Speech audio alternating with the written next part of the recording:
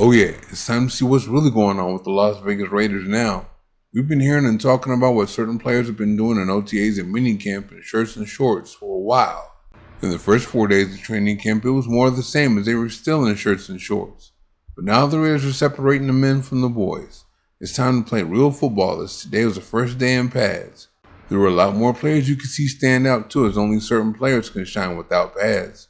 I'll just say this, if today's practice has anything to do with it, the offense will definitely be much better than it was last year. You remember last year's offense, right? They struggled in training camp, then they carried it into the regular season. Hey, as bad as the Raiders were at quarterback last year and it included training camp, it's good to see how much better the position is now. Last year, people were saying Aiden O'Connell this and Aiden O'Connell that, but neither he nor Gardner Minshew looked good in camp. Should the Raiders have went to O'Connell earlier last year while Minshew was failing? Absolutely, but when the position was on the line, no one took it. They had to go to someone. This year, Geno Smith is off and running with it. I'm not going to sit here and say he was perfect today. He threw an interception in the red zone. However, he had a good day, and it's clear he's the starter this season if he stays healthy. With an exception or two, Smith was really good with his accuracy and his ball placement. He threw a dime to tight end Brock Bowers for a first down and another one to Dante Thornton for what would have been a 70-yard touchdown bomb. Again, he was on. It was especially nice to see Smith, Bowers, and Thornton developing that chemistry. If Smith and company can continue this into the season, opposing defenses better watch out, because this offense is going to be different. Remember when Smith used to go deep to receiver DK Metcalf when he was with the Seattle Seahawks? It looks like he's going to be going deep to Thornton here in Vegas now. At 6'5", 210 pounds, he's big like Metcalf, and running a 4.3 40, he's fast like him. I guess that's why it didn't take long for Smith and Thornton to get that D-ball connection going. It all started in OTAs, then some more in minicamp. That's how Thornton immediately turned heads in OTAs and minicamp. That and the first 4 days of training camp were in shirts and shorts. Then today with the pads on, he was at it again, making big plays in the passing game. Oh, he's still working with the ones along with Trey Tucker and Jacoby Myers too. All there's left for him to do now is do it against another team. If Thornton keeps rolling like he is, Smith could have triplets with Genty, Bowers, and Thornton. At the press conference after today's practice, Thornton said he's getting used to the speed of the game. If that is indeed the case and Thornton's comfortable now, he's going to be a problem. The game's going to have to get used to his speed. Your major standout plays in the team today were pretty much made by Smith, Bowers, and Thornton, but you can see Genty's coming too.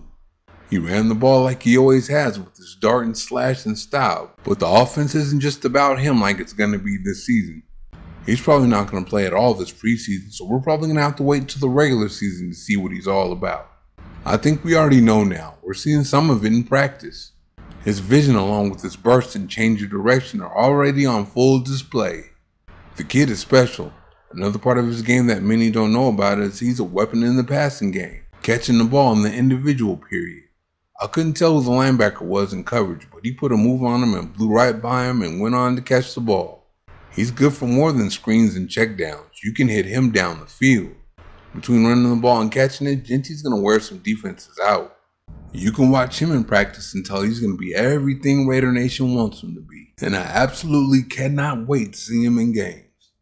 Of course, the Raiders are going to need a good offensive line for Genty to be all he can be, and they're going to be just fine.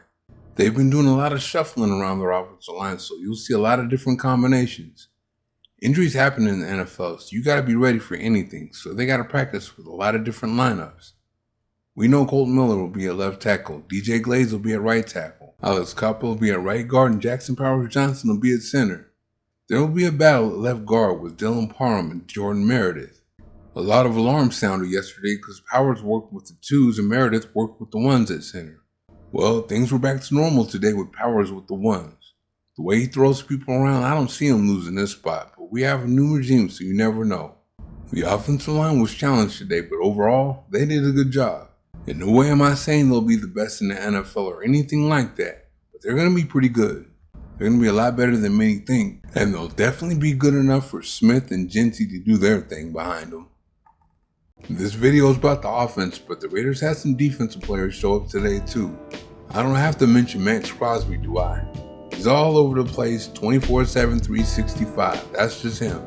Kamarian Richardson showed up too. He's the one who picked off Smith's pass in the red zone. Jeremy Chin intercepted a pass to and Darian Porter dropped one. As far as linebackers go, it looks like Jamal Adams is going to be that cover linebacker. But hey, Smith, Bowers, Thornton, Genty, and that offensive line look like they're coming together. The offense already looks way better than it did last year. Thank you for watching. See you next time.